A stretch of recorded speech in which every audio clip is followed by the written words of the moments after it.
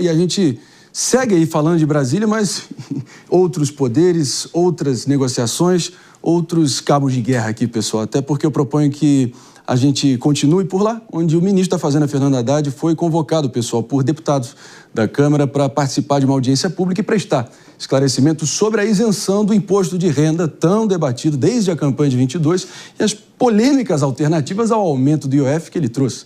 Inclusive, ele está lá nesse momento, temos as imagens aqui ao vivo.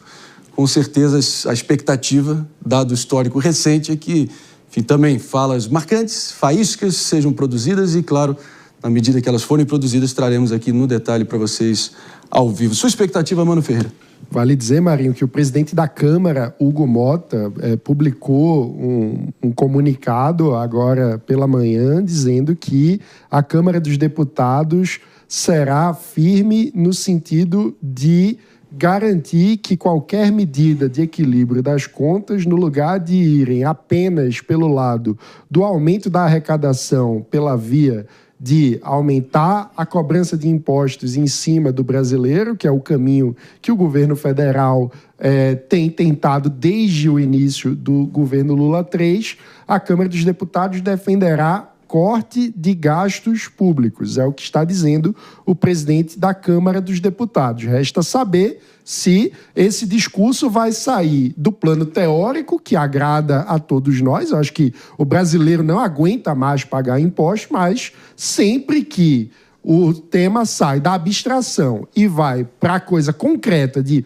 onde vamos cortar, a política acaba dando nó e a coisa trava. Então eu espero que a Câmara dos Deputados impulsione aquilo que o governo federal se recusa a fazer desde o início, que é cortar na própria carne, porque ninguém aguenta mais pagar imposto.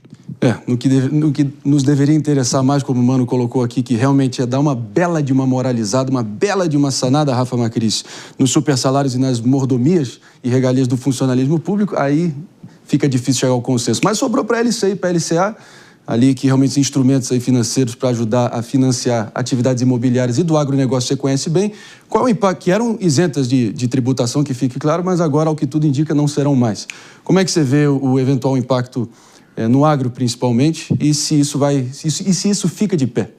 Bom, André, primeiro que ninguém aguenta mais o governo desde o início, desde quando o Lula assumiu, vem falando em corte de gastos, em redução da máquina pública, mas na prática nada acontece. A cada mês que passa, a gente vê uma proposta nova de colocar nas costas do contribuinte, de fazer com que a gente, tanto os ricos quanto a classe média e os mais pobres também, paguem mais para sustentar essa máquina pública inchada e que não para de crescer. Agora, depois dessa papagaiada aí do IOF, a nova foi apresentar alternativas. O ministro da Fazenda colocou que eles vão atingir apenas aqueles que estão lá na cobertura, ou seja, os mais ricos e os mais pobres não vão ser atingidos. Mas vamos lá, acabou de ser colocada a proposta de aumentar o imposto de renda para as chamadas cartas de crédito do agronegócio.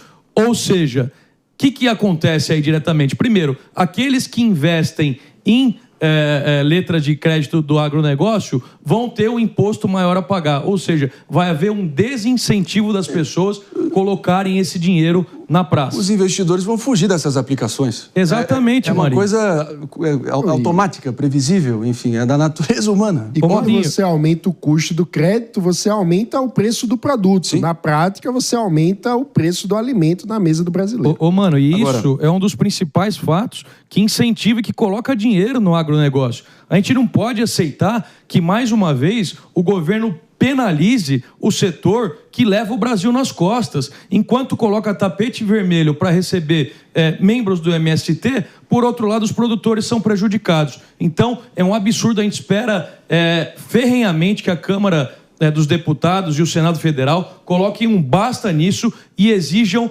enxugamento da máquina pública. Até corte na própria carne, como corte de emendas parlamentares, altos salários do funcionalismo público, benefícios e mais benefícios que fazem com que o contribuinte brasileiro pague cada vez mais impostos. Ora, além da LCI e da LCA, letra de crédito imobiliário, letra de crédito do agronegócio, as propostas aí dessa nova investida do governo, Aninha Beatriz Risch, envolve também as fintechs, os famosos bancos online, que passariam a ser tributados igual bancos normais.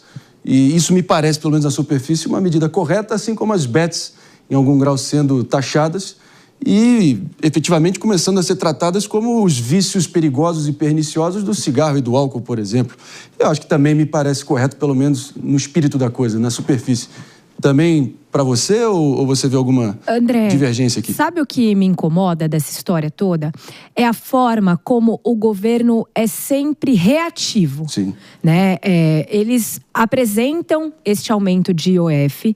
Me parece que sem uma conversa interna a respeito dos impactos desse aumento para a sociedade. Isso é pessimamente recebido por todos os motivos que os meus colegas já colocaram, mas em especial porque ninguém aguenta mais pagar imposto. E aí vem uma mirabolante solução, como se a solução acabasse com todos os questionamentos que a sociedade fez. E veja, ninguém aqui está querendo debater qual aumento é menos prejudicial. Por quê? Porque se tem um entendimento, e aí esse entendimento me parece bastante predominante, não só entre a sociedade, mas entre especialistas, de que existe uma necessidade de redução de gastos. Então, eu não estou aqui para opinar se é melhor aumentar o IOF ou se é melhor tributar a LCI e LCA. Porque é senso comum de que antes da gente pensar em mais um aumento tributário, nós deveríamos estar pensando e avaliando formas de reduzir o custo do Estado.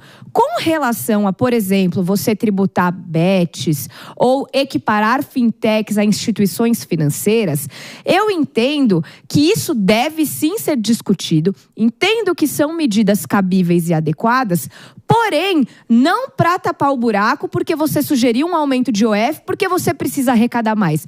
A discussão tem que ser feita na seara adequada e pelo motivo adequado, que não é o que está acontecendo neste momento, em que você está tentando tapar um buraco porque você arrecada e mesmo assim não tem dinheiro para pagar suas contas, sem analisar que são as contas que tem que diminuir.